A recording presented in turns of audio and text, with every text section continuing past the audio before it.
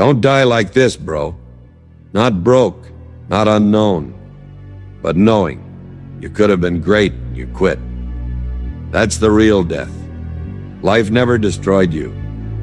You destroyed yourself slowly, by quitting early, by procrastinating, by waiting for motivation. You kept telling yourself, one day I'll lock in. And one day you're old looking back thinking, God, I was capable of so much more. Listen to me carefully. Most men don't fail because life was too hard. They fail because they gave up too early. They fail because they confused comfort with happiness. They fail because they chose the easy path every single day until the easy path led them to a life they didn't even recognize. You wake up one morning 35, 40, 50 years old, and you look in the mirror, and the man staring back at you isn't the man you promised you'd become. He's softer, weaker, full of excuses and regrets. And the worst part? You know you had it in you. You know you were capable of more. You felt it when you were younger, that fire, that hunger, that vision of who you could be. But somewhere along the way, you started negotiating with yourself. I'll start tomorrow. Just one more episode. I deserve a break. And those small negotiations, those tiny moments of weakness, they compounded. Day after day, month after month, year after year. Until one day you realize you didn't lose to life. You lost to yourself. That's the silent killer nobody talks about. Not poverty, not bad luck, not circumstances. It's the slow, quiet surrender that happens when you stop fighting for the person you're supposed to become. Here's what they don't tell you about comfort. Comfort feels safe. It feels warm. It feels like you're taking care of yourself. But comfort is a liar. Comfort whispers, you've worked hard enough. You deserve rest. And you believe it because it feels good to believe it. So you rest. And rest turns into routine. And routine turns into rut. And before you know it, you're living a life you tolerate instead of a life you're proud of. The American dream sold you a lie. It told you that success is a destination, that once you make it, you can finally relax. But the goal is to work hard now so you can coast later. But the men who actually made it, the ones you admire, the ones who built empires and left legacies, they never stopped. They never coasted. They never chose comfort over growth. Because they understood something most people refuse to accept. Comfort kills potential. Every time you choose the easy option, you're voting against your future self. Every time you hit snooze, skip the workout, avoid the hard conversation, procrastinate on your dreams, you're casting a vote for mediocrity. And here's the brutal truth. Those votes add up.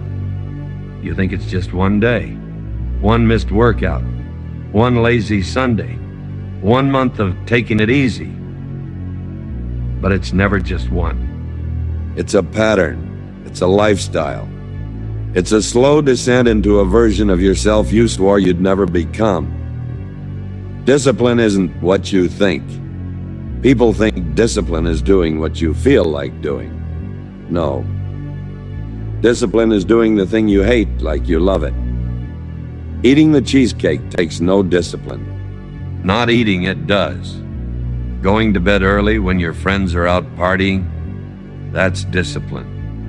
Waking up at 5 a.m. when your body is screaming for more sleep, that's discipline. Sitting down to work when Netflix is calling your name, that's discipline. Discipline is the gap between who you are and who you want to be. And the only way to cross that gap is through action you don't feel like taking.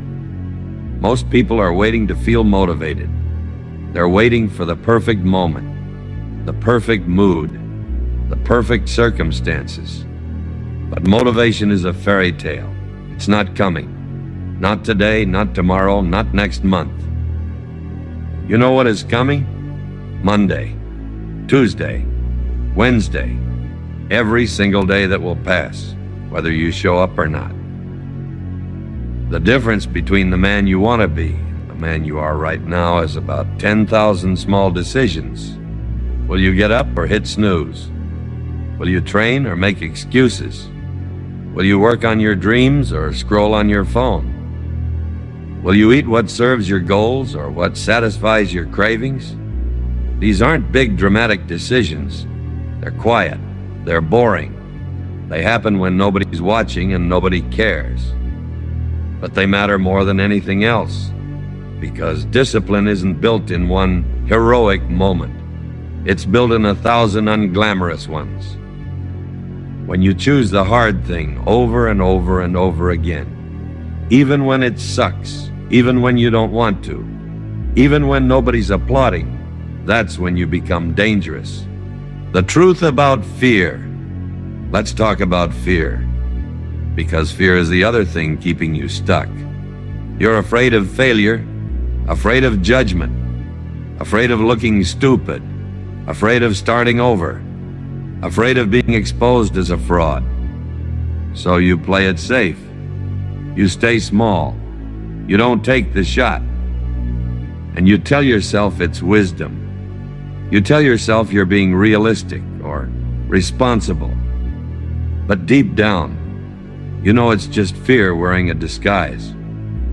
Here's what you need to understand. If you're not scared, that's not bravery. Bravery is moving forward while your chest is tight and your mind is screaming stop. Bravery is doing it anyway. Bravery is starting the business even though you might fail. Bravery is posting your work even though people might criticize it. Bravery is walking into the gym even though you feel out of place. The fear doesn't go away. You just stop letting it make your decisions. Think about the men you respect. The ones who built something. The ones who stood for something. The ones who refused to quit. Do you think they weren't scared? Do you think they didn't doubt themselves? Do you think they didn't face rejection and criticism and failure? Of course they did. But they moved anyway. They felt the fear and chose courage. And that's the difference. That's the separator. That's the line between the life you're living and the life you could be living. Fear is information. It tells you where the growth is. It tells you what matters. It tells you where you need to go. So stop running from it. Stop negotiating with it. Stop letting it keep you stuck in a life that's too small for your potential. Feel the fear. Respect it.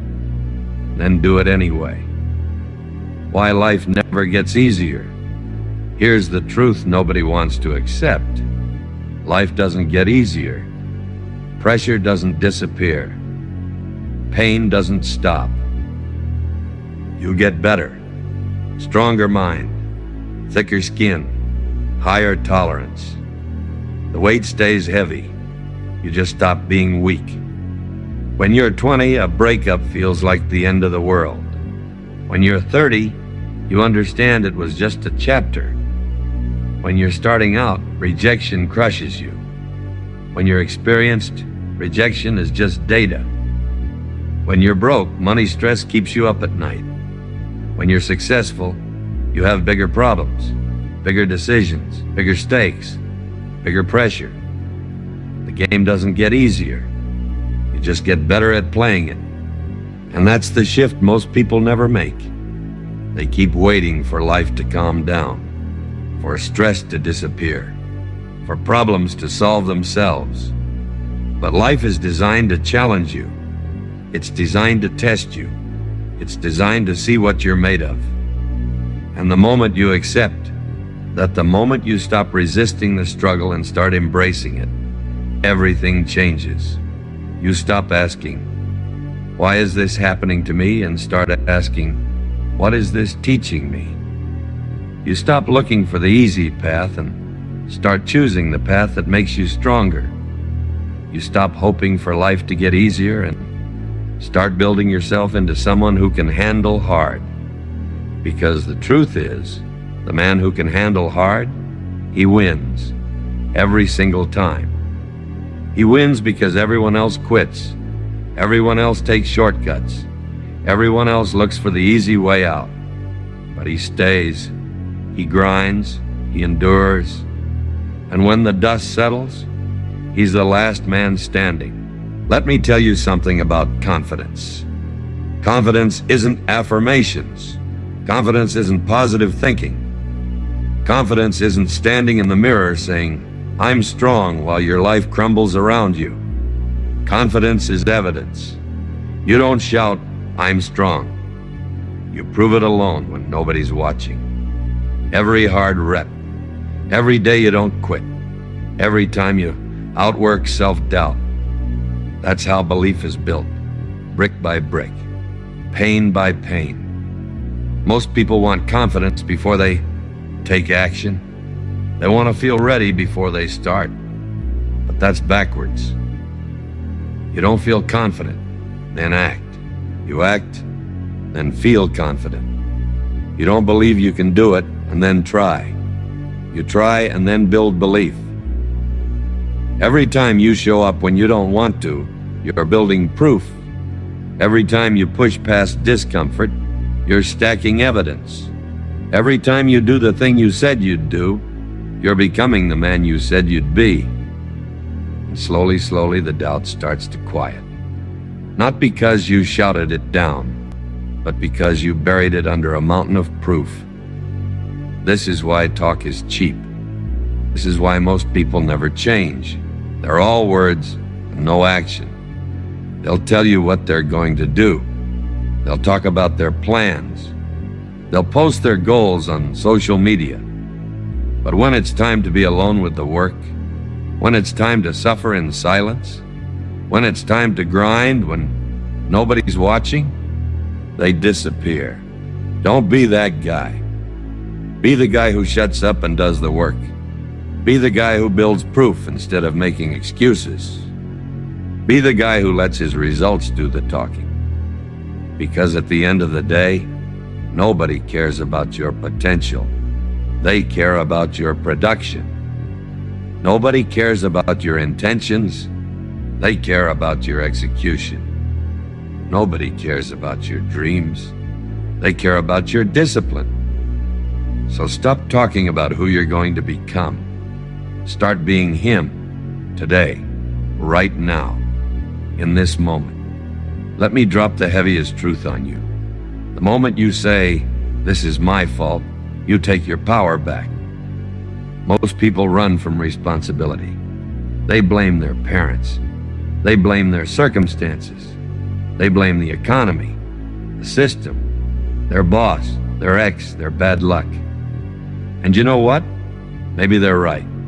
Maybe life dealt them a bad hand. Maybe they had it harder than most. But here's the thing. Blame is a trap. Every second you spend blaming someone else is a second you're giving them power over your life. When you say, "It's not my fault," you're also saying, "It's not my responsibility to fix it." And if it's not your responsibility to fix it, then you're stuck forever. But the moment you take ownership, the moment you say, "This is on me," everything changes. Because now you have control. Now you have power. Now you have a path forward. Stress isn't pressure. Stress is unmade decisions. You're stressed about money? Make a decision. Get a better job. Start a side hustle. Cut your expenses. Do something. You're stressed about your relationship? Make a decision. Have the conversation. Set boundaries. Walk away. Do something. You're stressed about your body? Make a decision. Start training. Fix your diet. Get disciplined. Do something. Weak men wait. Strong men decide. You either own your life or someone else controls it. And I'm not just talking about external forces. I'm talking about your own weakness, your own excuses, your own patterns. Every day you don't take action, you're letting the weak version of yourself win. You're letting fear control you. You're letting doubt make your decisions. Is that who you want to be? Is that the man you respect? Or do you want to be the man who takes full responsibility for his life, even when it's not fair, even when it's hard, even when he didn't ask for it? Because that man has power. That man has freedom. That man has a future worth living. Here's what nobody tells you about quitting. It's not a one-time thing, it's a pattern. You quit once, and it becomes easier to quit the next time, and the next, and the next, until quitting becomes your default response to difficulty. And before you know it, you're the guy who never finishes anything, the guy who starts strong and fades fast, the guy with a graveyard of abandoned dreams and half-finished projects. That's not who you want to be. Because the cost of quitting isn't just what you lose in that moment, it's what you become. Every time you quit, you're training yourself to be a quitter. You're reinforcing the neural pathway that says, when it gets hard, I stop. And that pattern, it bleeds into everything. You quit on your business, and you quit on your relationship, and you quit on your health, and you quit on yourself. And one day you wake up and realize you've built a life of incompleteness, a life of potential that was never realized, a life of what-ifs and could-have-beens. Don't let that be you, because on the other side of pushing through when you want to quit, that's where everything you want is waiting. The body you want is on the other side of the workouts you don't feel like doing. The business you want is on the other side of the work you don't feel like finishing. The relationship you want is on the other side of the conversations you don't feel like having. The life you want is on the other side of the discomfort you don't feel like enduring. Everything you want is on the other side of not quitting. Let's talk about obsession. The world will tell you to be balanced, to not work too hard, to not care too much, to play it cool. But the men who changed the world, the ones who built empires, the ones who left legacies, they were obsessed. Steve Jobs was obsessed. Kobe Bryant was obsessed. Elon Musk is obsessed. They didn't clock in and clock out. They didn't treat their dreams like a hobby.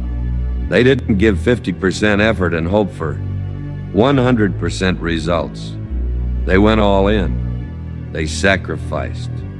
They prioritized. They said no to everything that didn't serve their vision. And yes, maybe they missed some parties. Maybe they didn't have a work-life balance. Maybe they were called crazy. But they also built something that will outlive them. So ask yourself, what do you want? Do you want to be comfortable, or do you want to be great? Do you want to fit in, or do you want to stand out? Do you want to live like everyone else, or do you want to build something extraordinary? Because you can't have both. You can't play it safe and go all in. You can't be balanced and be obsessed. You have to choose.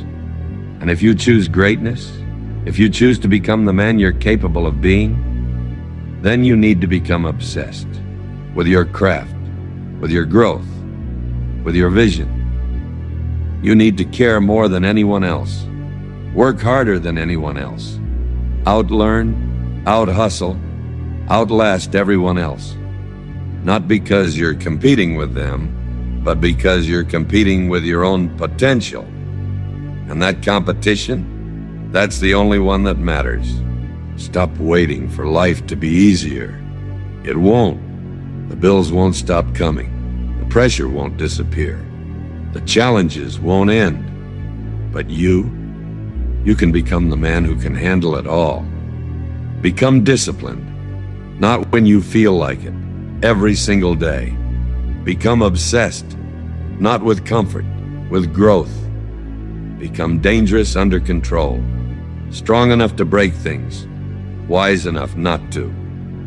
Build yourself into a man who doesn't break under pressure, who doesn't quit when it gets hard, who doesn't negotiate with his own weakness.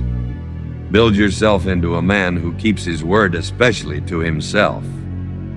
Build yourself into a man who looks fear in the face and moves forward anyway. Build yourself into a man who takes responsibility, who makes decisions, who owns his life, because that's the man people respect. That's the man people follow. That's the man people remember. And more importantly, that's the man you'll be proud to see in the mirror. So one day when you look back, you won't say, "I could have been great." You'll say, "I became what pressure tried to break." Now go prove it.